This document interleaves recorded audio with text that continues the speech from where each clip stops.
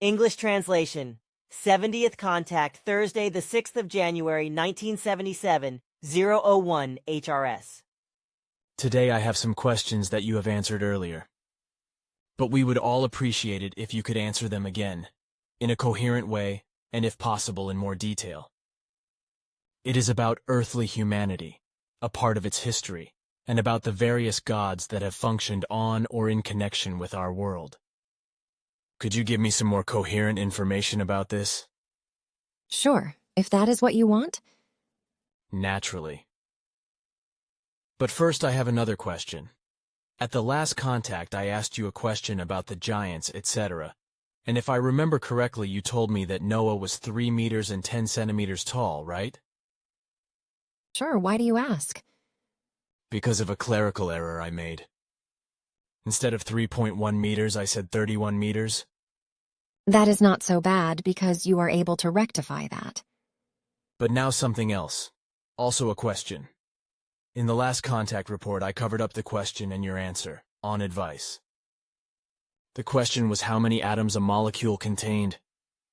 Your answer was that the answer to this question, in this form, could lead to misunderstandings, but then you said that a molecule contained 49 atoms. Unfortunately, I could not find the questioner now, so I cannot refine the question for you and do not know what, in actual fact, to ask. Therefore, I would like to ask you now to give me an explanation for your answer, because in the meantime, I have been told that the different molecules, of which I also do not know what they are, have different numbers of atoms. So my question goes like this. What did you describe with your answer? Which molecule is it that contains 49 atoms? I feared that, but I can give you the answer. The molecule I have mentioned is, according to your concept, the primary or first molecule of the materializing spirit mass or spirit energy. This molecule contains 49 atoms, of which only a few are known to earthly science. Fundamentally, it is to be explained here that the Earth scientists are on the wrong track in the designation of the atoms, because what they designate as under the atoms are not atoms. These themselves are from a certain level no longer of a purely material nature, but intermediaries between coarse matter and spirit energy. Everything is divided into a sevenness, which we call the sevenness of the matter structure. Structurally, the 7 levels are completely different and thus also different in their value. So far, only 2 of these levels are known to Earth science, namely the 7th and the 6th, while they begin to explore the 5th because they have somehow become aware of it. So, the scientists of the Earth work completely correctly in their research because they explore the origin of life by regression. This means that they trace their research from the end product back to the origin, which corresponds to sound reasoning.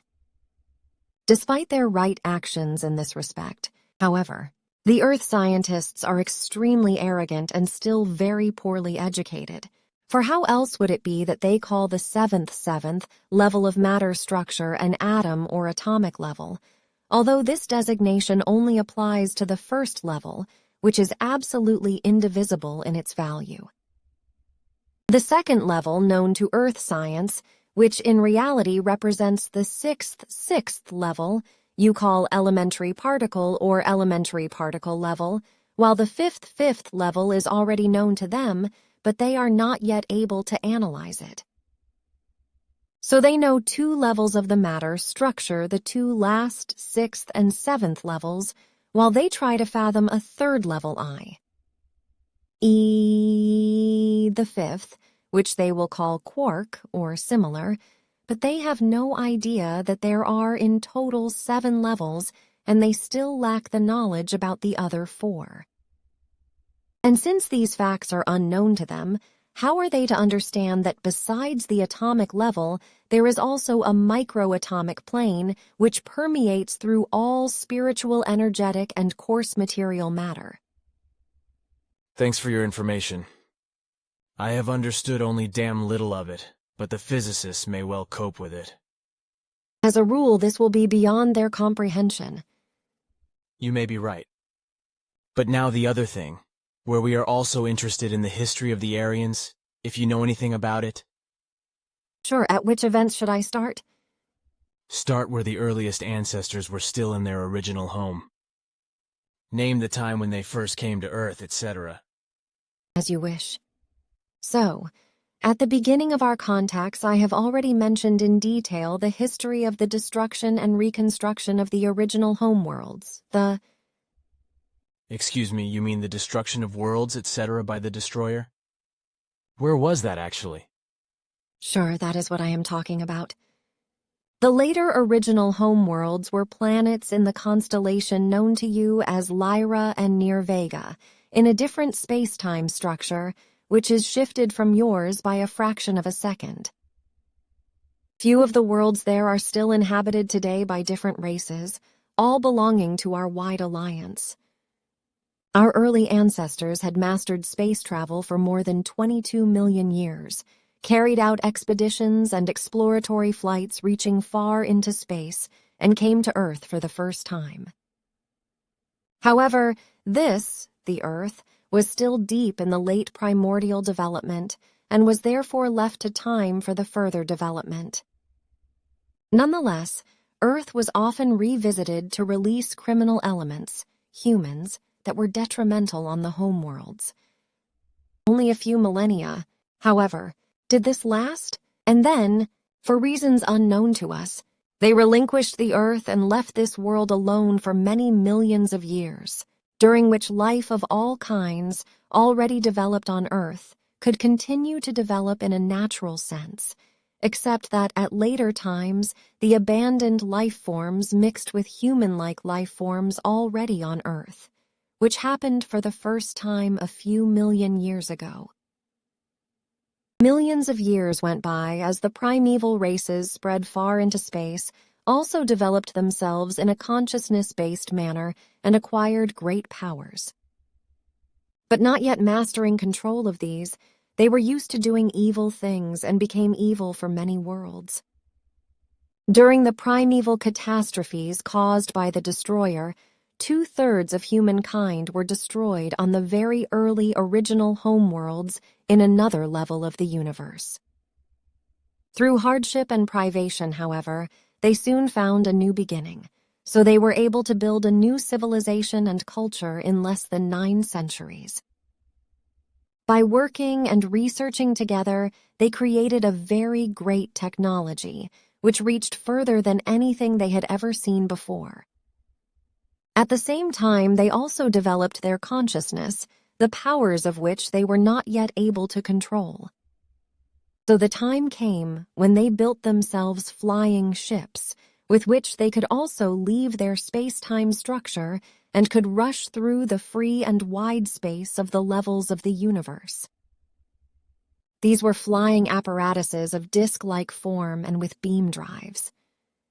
With these devices, they flew out into the vastness of the universe, to other solar systems and planets, which they had expeditions to and colonized, either peacefully or through murderous wars.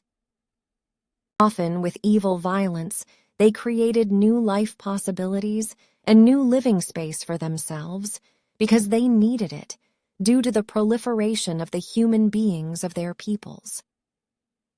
It was especially the scientists who searched space for ever new worlds and solar systems, and it was no problem for them because their ships were equipped with all technological possibilities, which made them absolute rulers. Their weapons were of immense power and prowess, so battles with whole peoples of foreign worlds were only very short and one-sided, in favor of the conquerors. In particular, the scientists recognized, in the course of time, the unlimited possibilities of their consciousness-based powers, so they pushed and expanded them by immense accumulations of knowledge until they became a matter of course for them, and they swung themselves even higher up, whereby they soon became absolutely dominant over their peoples. According to their great knowledge, they were called Jishvish, Ishwish, which is synonymous with the name God, which is familiar to you and which means king of wisdom. The Jishwish, far superior to all people in terms of knowledge and ability, subjugated all life forms, cast a spell over them, and ruled them in a dictatorial form. For several centuries, exactly after 864 years of today's terrestrial era, the people rose up in a revolution that at first smoldered underground. But this led to the Jishwishes taking violent measures and trying to nip everything in the bud, which did not succeed completely. The Domineers killed innumerable human beings or simply eliminated them completely with their terrible weapons so that not a single speck of dust remained. This, however, increased the anger of the people, and underground they were secretly preparing for battle. Preparations took 4 long centuries in secret form to break out in one sudden blow into a far-reaching and open war of liberation, which spread and dragged on over many other dimensioned worlds of the Lyra and Vega systems. More than 60% of all things of cultural value were destroyed and completely demolished. Some races were completely wiped out, while others were only able to survive with extreme hardship. 3 worlds of the Lyra systems were simply completely eliminated and dissolved into energy by a novel process that is now also under development on the Earth in its very beginnings. Earth humans already call this insane weapon according to its deadly value, namely overkill. Still, as a fantasy product of a perfect technology, this weapon of total elimination, which is in research and construction by scientists, has already found entrance into various books and films describing this cruelest of all weapons in futuristic novels to save Earth humans from the last madness. According to the terrestrial calendar, the event of the outbreak of the War of Liberation in the Lyra and Vega systems dates back some 230,000 years. The commander-in-chief of the terrorizing forces was an Shvish called Asal, who, after realizing the hopelessness of the struggle, escaped the vengeful and victorious peoples by a quick escape into the space-time structure of this level of the universe. Secretly, he managed to seize a powerful fleet of 183 large ships and 250 space reconnaissance ships, with a total crew of 360,000 human beings, and to escape under the most severe combat actions. They quickly left the home systems, only to wander through the again shifted space-time structures for many restless years, before one day they found a large star system, which offered them the necessary possibilities for life, far away from their original home systems. The new star system encompassed 3,000 light-years and 254 partly still young and therefore blue shining suns, which partly, however, already had their own planetary systems with only a few habitable planets. The whole star system was named after the leader of the escape fleet, namely, according to your word value, Asael's system. After taking possession of this young star system, where various planets had been made habitable by the Titanic fugitives over the course of 300 years, and a new humanity had been created, they set out again in larger groups to explore space and develop new habitats. Of the 3 worlds made habitable, various expedition ships were equipped, after which the Titan fugitives flew out into the vastness of space to reach and take possession of their predetermined destination after 17 years. These were stars and planets in their dimension beyond those stars known to you as Hesperides, which have their own worlds circling around them and were only weakly inhabited by human life forms, which were subjugated by the conquerors. During 2 centuries, a new culture was created on these differently dimensioned Hesperide worlds and inhabited by emigrants from the Asal system. Another 70 years later, Asael walked the path of all transience. He died. He was succeeded by his daughter Playarya, and Jashrish, female queen of knowledge goddess, and consequently the home system. The Asael system was also renamed the Playar-Ya system, because for the human beings of that time, who were Titans, symbolization was still very much in force, as it still is today with the human beings of the earth, which corresponds to a perverse illogicity. Under the supreme command of the new leader, Playar-Ya, further expeditions were prepared to expedite a very distant and lonely solar system. Located in this, your space-time plane, which, according to all calculations, must have come into possession of a section of a planet from the original earliest home systems after the destroyer had destroyed the earliest original homeworlds many millions of years ago. According to the calculations, however, the destroyer itself must also have taken the same orbit. Thus, it had been changed in its orbit by the sun of the distant system and had been introduced into the system in a recurring orbit. These calculations were like a hint for the Titans, which is why they set off for the distant system, not knowing that their ancestors had already flown to this system and abandoned undesirable elements on a world millions of years before, namely on the Earth, your home world. So the expedition ships set off again, and after many years reached the Sol system, where they forced 3 different planets under their rule and began to build a new culture. However, these planets, Earth, Melona and Mars, were still extremely inhospitable and hostile to life, so the majority of the expedition fleet left the worlds again after a few years, leaving only a few behind, who slowly faded away and joined the animal-looking feral descendants of those earlier abandoned ones millions of years ago, as well as the pure, earthborn ones. The scientists of the Playar-Ya system, like their earliest ancestors, left the Earth to its natural development, making expeditions and monitoring visits only here and there, and then leaving the human beings who had become completely wild and were now left there to their hard fate. This lasted many thousands of years.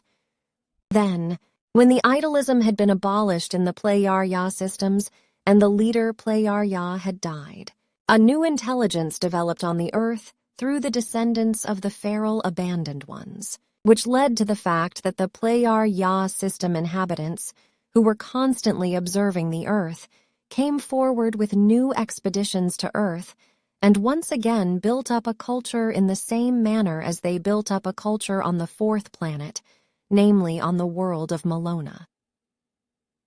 Still very barbarically inclined, however, power struggles broke out again among the new settlers after less than 300 years, which led to the fact that the Earth had to be vacated by an order under force from the home systems. Melona, on the other hand, remained inhabited because the population there remained peaceful. But this only lasted for barely 40 years, and then the greed for power among the 2 different peoples also took hold there, and before any orders could be made from the home systems, the Melonians destroyed each other and destroyed the whole planet. Since then, the debris of the once beautiful planet between Mars and Jupiter has been orbiting the Sol, the system's sun, as a long-lasting memorial to human madness. From the homeworlds, the development of the Earth has been constantly monitored, and expeditions have been sent to it year after year. Again and again, attempts were also made to repopulate this very beautiful world, but these failed miserably time and again over the course of more than 800 years. All kinds of life forms were deported to Earth, also those you would call prisoners, to simply abandon them there and leave them to their fate. Robbed of all technology, it was inevitable that they would wither and become overgrown, mixed again with the overgrown descendants of earlier elements and with Earth humans, and became bestial. But then, the time finally came when the great enterprise was finally taken up. With several hundred large and small spaceships, the Earth was once again approached and seized. A great culture was built up, which lasted for 600 years before the greed for power among the highly ambitious scientists increased again and led to new, terrible acts of war, whereby once again everything was destroyed to the last. The Earth reverted to its old existence, where life forms continued to exist but quickly became wild. For 400 years, the Earth was completely unnoticed and left to its own devices before it was approached again. This time, however, it was no longer an attempt at an expedition, but once again an escape.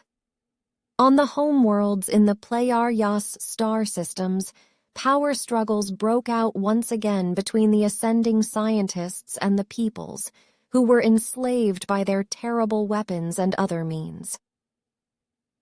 But while on all three homeworlds the vicious battles of annihilation raged, a large group of dissident scientists came together under the leadership of a certain Pelagon, who already had the status of an Ishwish. Under his leadership, 70,000 human beings were gathered, including many scientists who seized various spaceships and fled the Pleiades planets.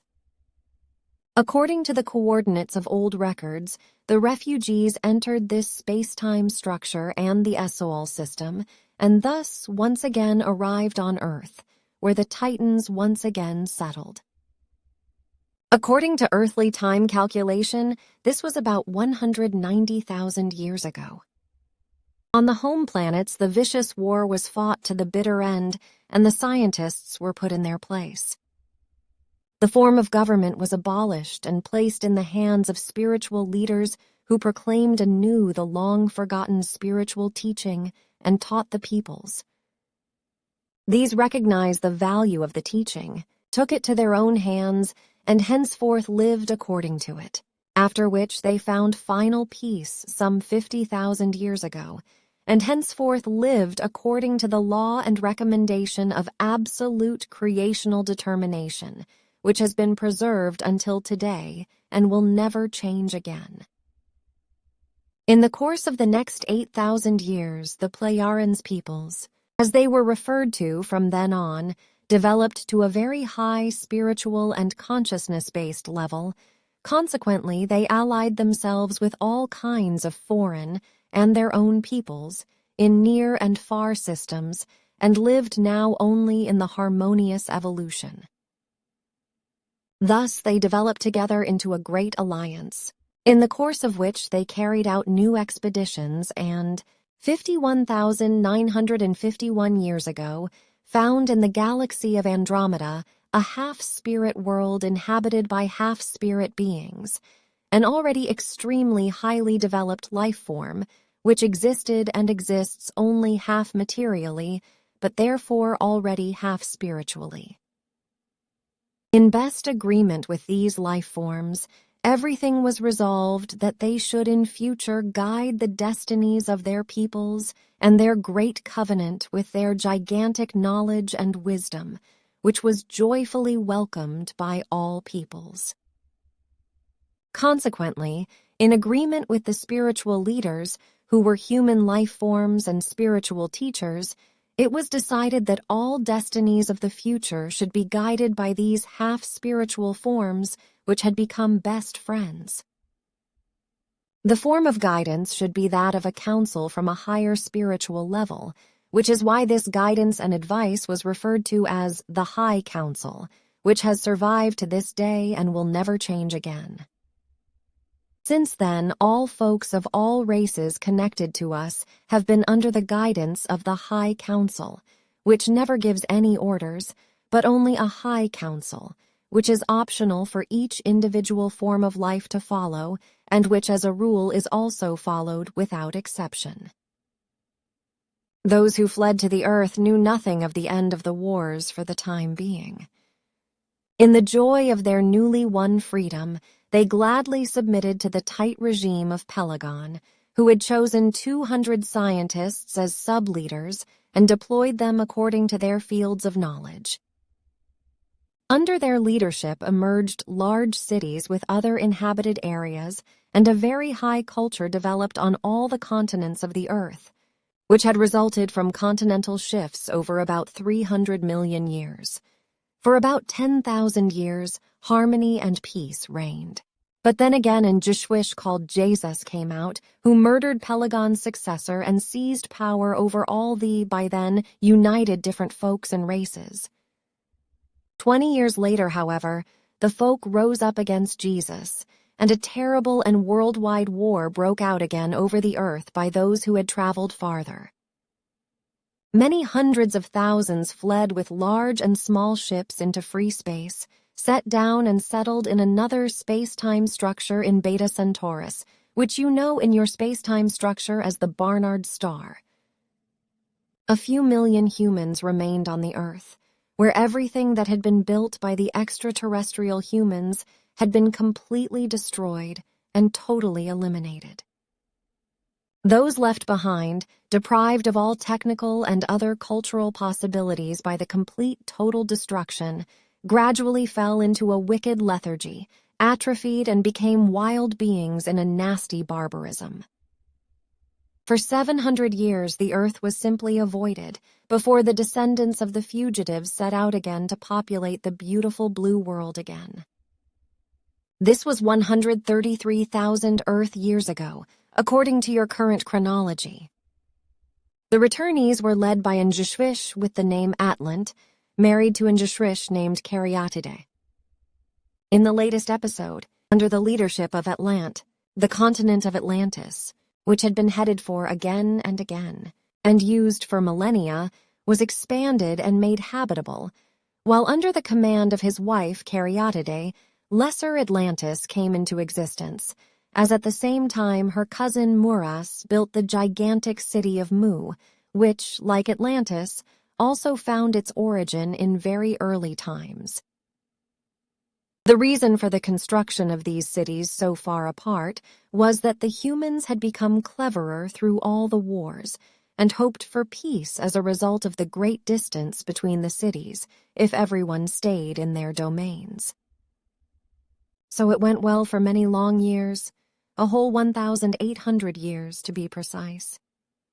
Then, however, again some scientists exalted themselves, whipped up by lust for might, and tried to snatch up control for themselves.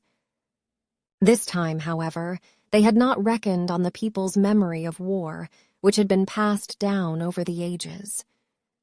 So before the scientists could strike, the folk rose up against them. Through an accomplice, the scientists obtained possession of spaceships and fled into the space-time-shifted regions of Beta Centauri. This was 115,000 Earth years ago. After 2,000 years, during which the malicious refugees again created a high technological standard and produced many descendants, they returned filled with hate to the Earth, after they had increased their hate immeasurably against the extraterrestrial inhabitants of the Earth, and were only able to preserve order within their own ranks with terrible punishments. Spurred on through their inhuman hate, they, through research and the knowledge obtained from it, drove up their life expectancy to more than 1,000 years. Their single wish was, however, to gain control over the earth, for which reason every individual was taught wicked intrigues and was instructed in the craft of war. After 2,000 years, this hate-drenched people was so far along that it could venture an attack on the earth. Therefore it manned its ships and came newly to the earth, and indeed under the leadership of the Jishwish Arus, the barbarian. This happened 113,000 years ago. Arus was extremely bestial and barbarous in his disposition, and his power was feared. Like Pelagon, already thousands of years before, Arus also had 200 high-level scientists with him, who he made sub-leaders. In a lightning action they fell upon the earth, robbing, murdering, and taking possession of the land. Primarily, they conquered the distant land in the northern regions, where the climate was moderate and very good. These were those regions which are traditionally known to you as Hyperborea, and which were far in the north, before an upset of the Earth shifted its axis, so that the then regions exist today where you name Florida. Coming from the north, Aris's son, Aris II, set out and fell upon those lands which today you call India, Pakistan and Persia, and so forth, whereby they struck the earliest forefathers of the Sumerians, who, peace-loving, fled and set down far in the south, folk of dark-colored skin, but by your terms, not Negroid, but like Europeans, and of tall growth, risen from a race of former Syrian refugees, who had likewise settled on the earth 133,000 years ago, as did the refugees from the Plejaren system. Named after Aris II, the India of today was at that time called Aryan, which, however, split off from Hyperborea after a few centuries, after 210 years to be exact, and joined with the inhabitants of Mu and Agartha, while from Hyperborea, Aris I constantly troubled Mu and Greater Atlantis by wicked war activities in order to become their ruler. During around half a millennia, or said very precisely, during 502 years, those war machinations continued until Aris I, who in the meanwhile had become old and weak, succeeded in infiltrating wicked elements of his hater humans into the leading controlling ranks of Atlantis and Mu, who secretly stirred up violence and hate for so long, as also did their descendants over several centuries, until, through boundless intrigues, Mu and Atlantis were able to be completely destroyed some centuries later, while the only few survivors were beaten into servitude. However, great scientists, in knowledge of the coming things and conscious of their powerlessness, set off in spaceships and fled towards the early homeworlds in the Plejaren systems, where they were affably received. I indeed do not need to speak yet again about the destruction of Atlantis and Mu, because you will find that as a separate chronicle in the explanations given to you. So it only remains for me to report that Aris XI, as a very distant descendant of Aris I, was murdered in his old age many thousands of years later, and around 100,000 years after the destruction of Mu and Atlantis, by his third-born son, Jehavan, after which this one took over command of the Hater people in order to rule these and 3 earthly peoples and the Hyperboreans himself. The one earth folk consisted of the very distant descendants of the Armis folks who had lived where the region of Armenia is today. These were descendants of the Jeshwish Armis, who settled there with his race 133,000 years ago, after he had emigrated from the Plejaren's systems. The second earth folk which fell under Jehavan's control were the descendants of the Aryans, who meanwhile had mingled themselves with the still very underdeveloped, pure earthly and lethargic native population after the Sumerians were expelled. The third Earth humans were not really such a people in themselves, because they were a very widely disseminated alliance of gypsies, which was interspersed with Jehavan's spies and saboteurs, who, in unity with the gypsies, brought about dissension everywhere, greedily drawing everything to themselves, and were always constantly eager to murder, burn, and rob, for which reason one named them the Hebrans by the original language of our forefathers, therefore Hebraeon, and later then Hebrans. These names correspond to gypsy, scum, and outcast in the sense of the original language, which therefore has not been transferred to your present languages, because the sense of your present term for gypsy still only means the wanderers, the itinerant, and the unsettled ones. Thereby it should be clarified that the present gypsy people have not the least in common with the Hebrian of that time, who proclaimed themselves the firstborn and the chosen ones, just as much as do their distant descendants, who today still dare to assert this. In truth, The Hebraians were the real scum and outcasts of Earth humanity, because through them, fights and quarrels within the whole world were constantly stirred up and yet further spread, which has been maintained until the present day. Earth will only finally be at peace, then, when this power-hungry and bloodthirsty Hebraian alliance, which has declared themselves as a people, and which has split into various sects addicted to world control and so forth, has been fully dissolved. Jehavan ruled until about 3,660 Earth years ago, until he was likewise treacherously murdered by his only son, Jehav, who then snatched up rule for himself after 340 years of his father's reign. Jehav ruled wickedly and always screamed for blood and revenge until 3,320 years ago in your chronology, during which time he sired 3 sons, who were named Arusam, Ptah, and Salam.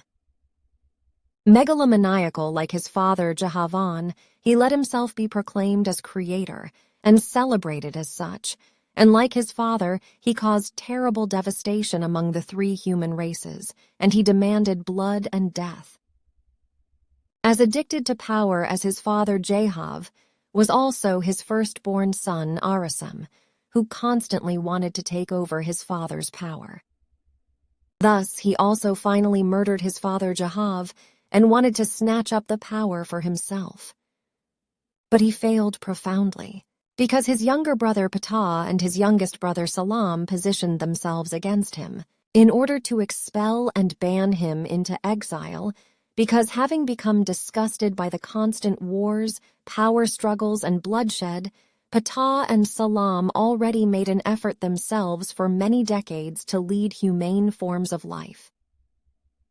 Therefore, already for a long time, they assembled around themselves many like-minded ones, with whose help they gained control of Arasam and his 72,000 followers, and expelled them.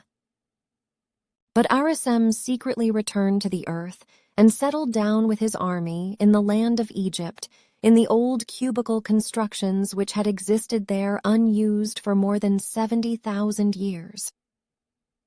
Deep in the interior of the earth and deep below the pyramids, they established themselves securely, whereby they converted the rooms and buildings deep below the present pyramids of Giza as a center for their wicked purposes, from where they and their descendants since then tried to realize their tyrannical plans, but as of now without noteworthy success, although their way of obtaining the goal of deceit, lying, and intrigues was through false teachings and the leading astray of the uncorrupted earth humans through religious teachings of madness and cults and many kinds of other evil machinations.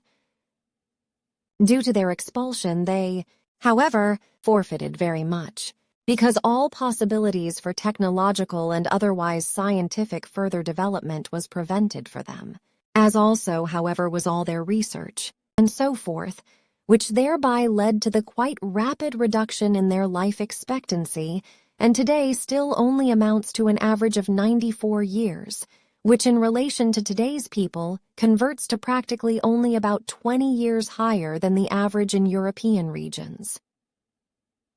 This means for the renegades, called the Giza intelligences by us, that they are slowly dying out, and today are still only fewer than 2,100 in number. Due to complete isolation from outer space, these remaining ones will also be no more, in fewer than 3 decades, because they are all already old and no longer capable of procreation. But in spite of that, they still maliciously hold firm to their tyrannical plans, and they do not see themselves as beaten. Arusam ruled until about 3,010 years before your time reckoning began, 3010 BCE, until a powerful forced departure was secured for him by a mutineer by the name of Hen, who was called Jehovah in the tongue of the Hebraians, and likewise also gradually within his own ranks, whereas the appellation the Cruel One was added. In the year 2080 BCE, already old and weak, He was displaced, and his nephew Kamagol I took over the evil command of the Giza intelligences in order to expand the headquarters below the surface of the Pyramid of Giza to a murderous center of power, which allowed no possibility at all of being destroyed anymore. Like no ruler before, Kamagol I forced all earthly religions under his control and created terrible cults which demanded human blood, which were able to be partially maintained until the present. All efforts from outside were in vain, as his position of power could not be broken. But also Kamagol I was only a human, so one day he met his own fate from out of his own ranks, in the form of his own son, Kamagol II, who overthrew him and deprived him of power and let him die miserably in a deep dungeon. Kamagol II was in many things even more malicious than his father, which he soon revealed after taking over power through the introduction of monstrous mass murdering of earth-born terrestrial human beings, who he slapped under his religious power through many kinds of means. As one of the last really extremely long-lived, Kamagol II attained a great age and died a natural death just a few days ago, which we were able to ascertain just 2 days ago. He departed this world on the 27th of December, 1976, therefore around 10 days ago. The still remaining Giza intelligences, already old and weak in many cases, but still filled with hate and tyrannical plans, do not give up. 3, but indeed their days are numbered, so in 3 decades at the latest they will be no more. With the Heaven's sons, the Hyperboreans and the emigrants from the Pleiadian system, Ptah and Salam, the sons of the murdered Jehav, led the further rule by common agreement. They governed well and created peace, and only occasionally mixed in the affairs of the earth-born earth-humans. After his 93rd year of government, Ptah was stricken by a malicious and unknown disease, from which he succumbed a few days later. Consequently, his brother Salam continued to lead the government alone, until, weak from his great age, he handed over command to his son Plehos, 2040 Earth years ago, after he had taken up connections to the home worlds already centuries before, and had placed himself and his people under the home form of government, namely, that of the spiritual teachers. His son Plehos was, like his father, a very wise and a kind governor, and as of 1,999 years ago of earthly chronology, the homeworlds, after an interruption of around 240 years, newly positioned themselves under the guidance of the High Council. He too arranged himself and his people therein. Respecting and following the advice of the High Council, he prepared for the long-yearned-for return to the home worlds, which took place 1,994 years ago, by your chronology, after Emmanuel, at Plehos's direction, begat by the spiritual leader Gabriel, was educated as a prophet and had become right for his mission. Still to mention is that among the very distant descendants of Horus, who had subjugated the lands in the north, there existed elements in great number who, until in the time of Jehav, preserved themselves as the Arusists. These, a group of 160,000 humans, were named the Great Aryans because they still advocated the ideas of Horus I. They even released themselves from the powerful control of Jehav and wandered, plundering, through the land, from northwest to the east, where they penetrated into that land where in earlier times Horus II had settled with his people and expelled the Sumerians, where, in the meantime, however, the then Aryans mixed themselves with the low native population and forgot their actual origin. Also, in the meantime, the descendants of the Sumerians returned to their old homeland, so also they settled there again. But then came the great Aryans, who moved between the Caspian Sea and Ararat, and took possession of the clay-brick towns of the mixed folks, which had reached a good level of prosperity as a result of the earlier invading Aryans and the returning descendants of the Sumerians. Their work consisted mainly of trade and agriculture, which was well mastered by the Sumerian descendants. So, the appearance of the human beings and all their buildings was very orderly, and a strict discipline ruled, indeed even a certain submissiveness towards the highly developed Sumerian descendants who were superior to the native people in consciousness-based development and worldliness. And exactly this world was attacked and forced into bondage and transformed and pressed into a new state structure by the Aryans, who, deprived of all technology, had been wandering for long years, coming from the far north. Deprived of all technology by Jehov's Myrmidons, the Aryans settled down in the distant lands, but in time became stunted and mixed with the natives. So soon all knowledge and ability of a higher level and of their origin disappeared into the darkness of forgetfulness. Fantastic, I am as flat as a flounder. However, what is the name of the new superior twerp among the Giza wretches? According to our information, no new ruler will emerge. In future, all decisions are to be taken by joint council. Also good. Then the knuckleheads among themselves will soon get into a fight and exterminate each other. Sure, this could be partly true. Ha, good. But now 2 more questions, or 3, regarding Aryan, your Pleiades.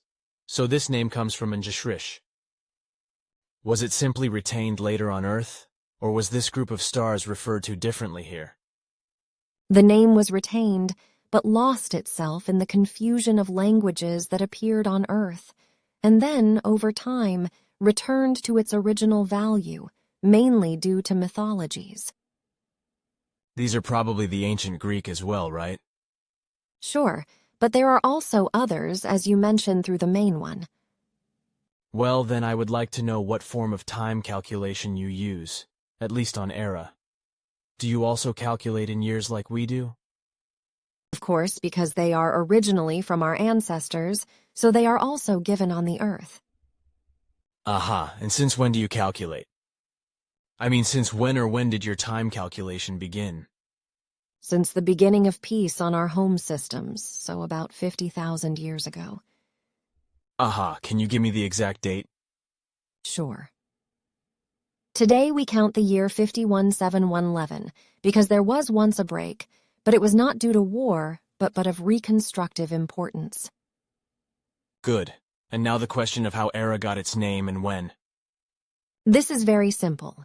The Pleiades stars of your space-time plane are much younger than the Earth, but not so with our stars and planets, which were named only by numerical values until the time when the High Council took control.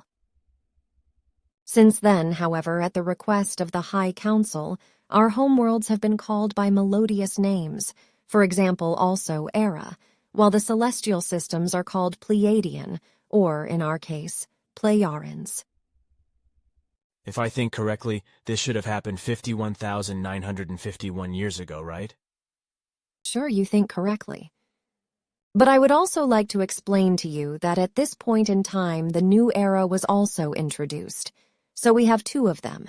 The year 51,711, which reminds us of the final peacetime, and the year 51,951, which reveals the spiritual alignment with the High Council. I understand that, also if it sounds a bit silly, but I really can understand it. I find the justification for your reckoning of time much better, and also much more valuable than the earthly ones, which confront stupid, alleged creators and other knuckleheads. But now something else. Can you tell me some things for the year 1977, about coming events, and about some things you have in mind?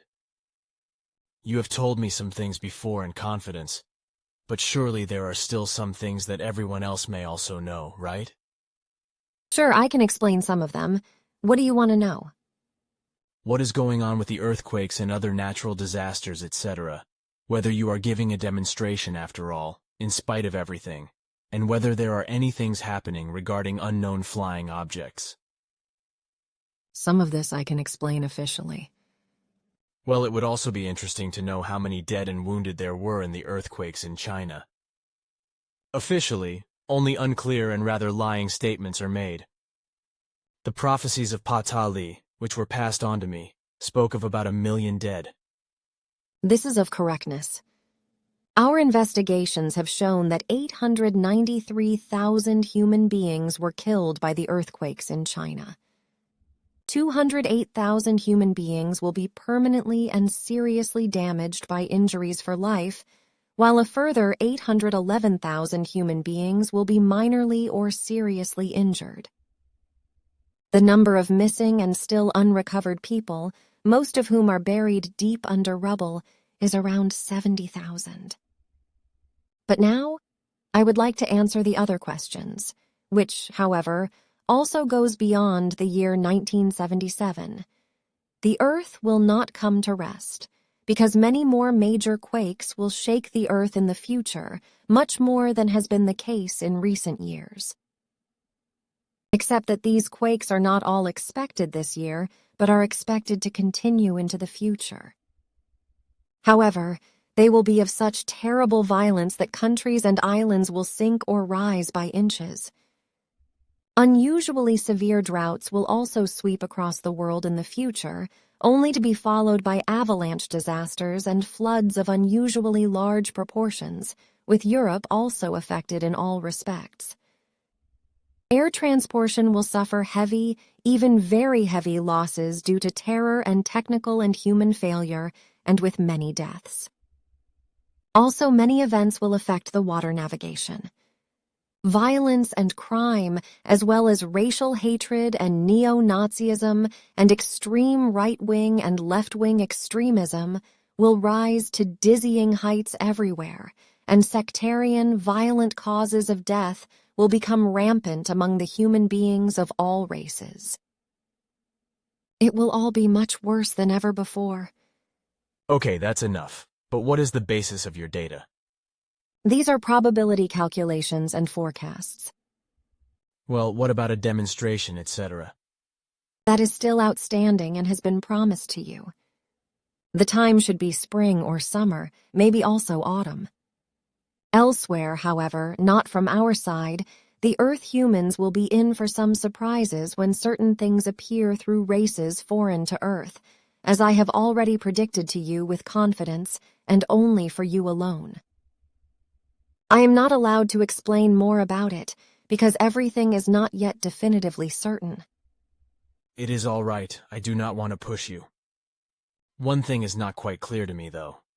You told me recently that an Earth-foreign spaceship has been roaming the Earth's space for months, seeking contact with Earth humans, but that it does not dare to do so. Where does this ship come from, and why do you not make contact with it? It is very strange with this, because with all possible means we have tried to contact them uselessly so far, and when we appear, the ships flee. Why now all of a sudden? Because there are several of them, as we have now discovered.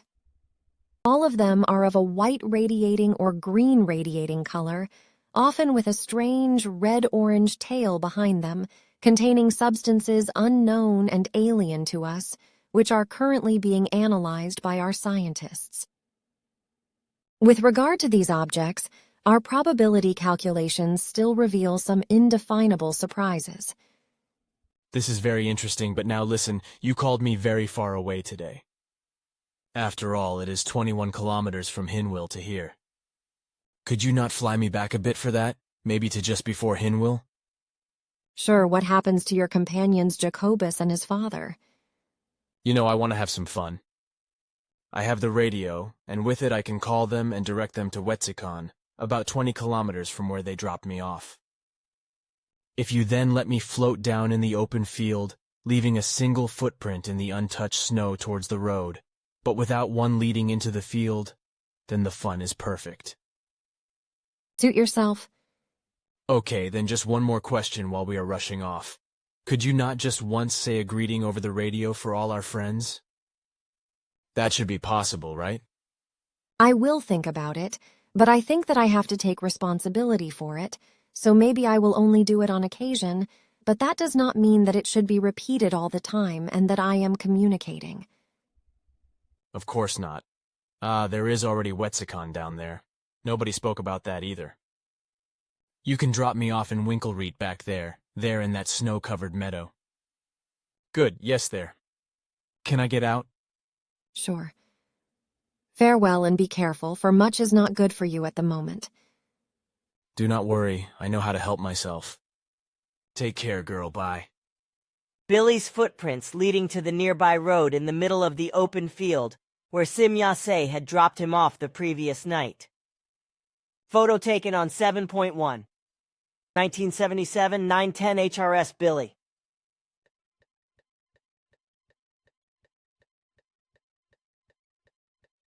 Billy's footprints leading to the nearby road in the middle of the open field where Semjase had dropped him off the previous night.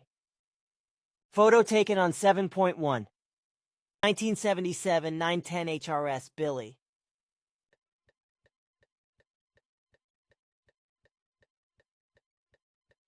Close-up of the place where Semjase had dropped Billy off the previous night. Photo taken on 7.1. 1977, 914 HRS Billy.